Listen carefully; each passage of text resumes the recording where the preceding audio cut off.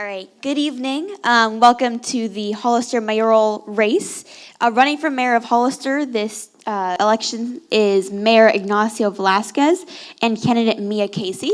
We will begin with 30 seconds for opening statements, starting with current Mayor Velasquez. Thank you very much, and thank you for putting on this forum. I'm Ignacio Velasquez, proud mayor of the city of Hollister. I want to tell you a few things that have happened over my time as city mayor. Before I became mayor, the city was near bankruptcy.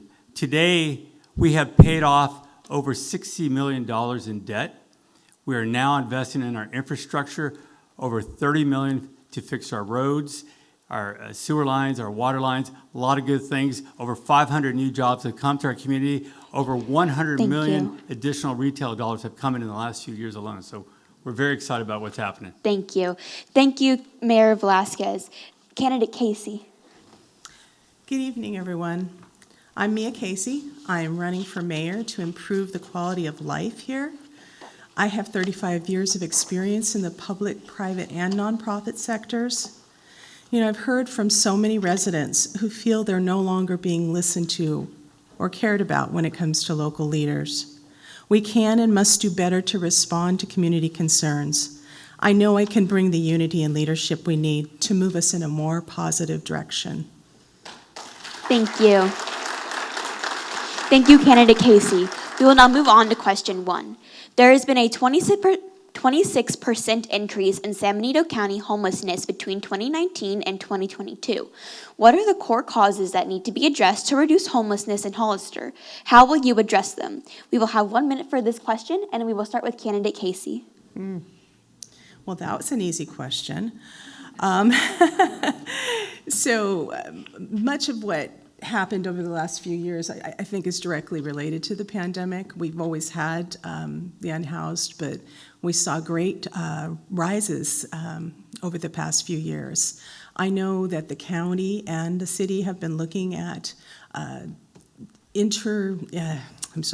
I'm skipping a word here, transitional housing as well as permanent housing, but there's more to it than that. You have to start looking at the mental health issues. It's a whole ball of wax that you have to look at, and I think it's going to take the county and city working hard together to try to deal with that issue and try to find solutions.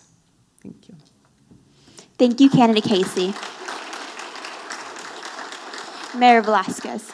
Well, I'm proud to say I was actually part of the group that brought a full-time, 24-hour, 7-day-a-week homeless shelter to our community, working with the county and city together.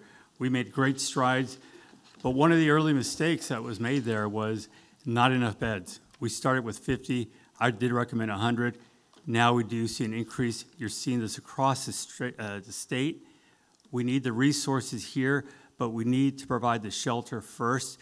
County and city are actually working on this right now to make that happen. So I have to say thank you to the county supervisors for the work they're doing with the city to accomplish that goal. And we're going to see a change here. And I had somebody come visit recently that said to me, wow, what are you guys doing here? You guys are really handling this problem well. And it's a partnership we have with Monterey Bay County, too. They, with us, have really made a change in the state locally. Thank you.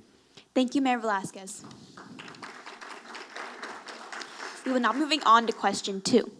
What is the difference between a charter city and a general law city, and which would be best for Hollister? We will begin with Mayor Velasquez.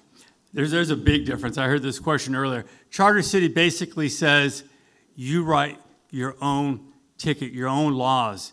You can have more independence from the state. Right now, as a general law city, we have to do everything the governor asks us to do, or the assembly or senate.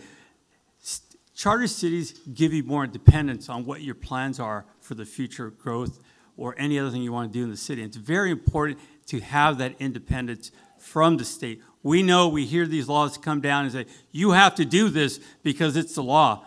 As a charter city, you have more say in the matter. It's very important we start moving in this direction because the state seems really bent on taking over local communities and forcing their will on us, and we just can't stand for that any longer. Thank you, Mayor Velasquez. Candidate Casey. Well, I believe that charter cities can be good, but it's all based on how well-written your charter is. I have read stories about some cities and their charters and how it created opportunities for corruption among some of the council members who suddenly gave themselves huge salaries. It changes the balance of power within the city. Right now, we're in a council manager form of government with a weak mayor, and the city manager pretty much is the CEO. Charter city can change that to where the mayor is suddenly in charge of everything. I also understand that there are some ramifications about not being a general law city, about some of the things, funding that you may miss out on. So I think it's something that has to be weighed very carefully and decided if it's right for our town. Thank you, Candidate Casey. We will now be moving on to question 3. Water pipes in the downtown area are continually breaking, and the city keeps tearing up the streets and patching small segments. How are you going to fix the system? We will begin with Candidate Casey. Well, I have been watching this with great interest because I wonder how much it costs each time they have to come out for the next break. And my understanding is there's been well over 30 breaks in the last 3 years alone. The pipes are over 100 years old, and they do need to be entirely replaced. It is complex, it is very, very expensive, but it's infrastructure that we're going to have to deal with and we're going to have to replace completely so that we don't have teams out in the middle of the night working so hard just to try to, fix a break. I believe the way to do this is to work on infrastructure funding. The $1 trillion federal fund package that's out there is for infrastructure and roadways and transportation, and I'd like to see the city aggressively pursuing that kind of funding so we can get this fixed once and for all. Thank you. Thank you, Candidate Casey. Mayor Velasquez. The answer is we are fixing it. We, as I said earlier, went from a point of being nearly bankrupt to paying off debt so we could start using our money to start fixing our infrastructure. We're doing many streets right now. There's several more to go. We know these are old lines. We've talked about this for years and the importance of getting on top of the infrastructure. That is happening. Our roads have already gone from a rating of 67% to 74%. My goal is to get to 85%. We're on our way. And this all comes from good planning. This is why I keep saying we need to take care of our own community first before we keep growing out further and further and further.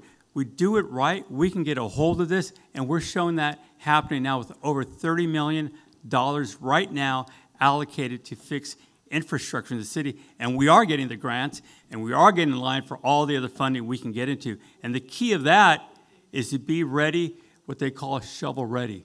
Well, guess what? We're shovel ready now. Our engineers have been working on this for the past few years. We're ready to go, and we're doing it now. You can see it happening right now on Sally Street. Thank you. Thank you, Mayor Velasquez. We will now move on to 45-second candidate response, and this time candidates can respond to anything that the other candidate has said in question response time. We will begin with Mayor Velasquez. I don't have any response to the candidate. I just want to go back and talk again about how important it is to plan for our future.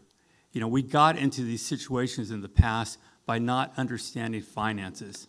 And I can remember a conversation about, well, how are we going to pay for that debt? I said, look, we have no choice but to pay for that debt and get it done so we can begin snowballing this and using our dollars to reinvest in our community. And it's paid off in a big, big way. Unfortunately, it's taken a long time, but when you're talking hundreds of millions of dollars, it does take a while. But I'm very proud of what we've been doing. I look forward to continuing what we're doing. And we just kicked off Highway 156, the new 4-lane, and we're doing Highway 25. They're environmental studies right now. This took a long time to get going, but we're there. Thank you, Mayor Velasquez. Candidate Casey. Sure. I just have one quick thing that I wanted to point out, and it had to do with the roadway work that's happening now. I know my opponent said allotted funds. We basically borrowed money in order to do this road work. We borrowed, I believe, $20 million in municipal lease financing. It's a sort of an unusual form of financing, a little on the riskier side, and basically you're leveraging buildings such as your fire departments and other municipal buildings. So it's uncertain to me as to what happens if there should be a downturn in our economy. What happens then? So for me, it's a little concerning, but we certainly aren't just paying for everything. We're borrowing, and we're going to end up owing $32 million on that $20 million that we've borrowed. Thank you, candidate Casey. We will now move on. We will now move on to 30-second closing statements from each candidate. We will begin with candidate Casey. I wrote it for 45, so I'm going to talk fast. Many thanks to Benita Link and to all of you. Hollister, you have a choice. We can continue down the path that we've been on for 10 years, lots of housing growth, but no business growth, negativity and infighting, or we can change course. Get everyone working together to tackle those pressing issues. We face challenges, but there are great opportunities. Working together, we can restore and revitalize Hollister, build a strong and vibrant community with safer neighborhoods, better job opportunities, and a brighter future. Thank you.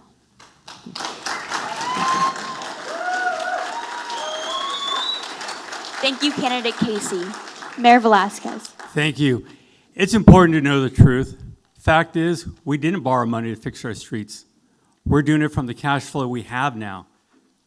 You can see what happens when people don't know factual information. We do have a choice we need to make.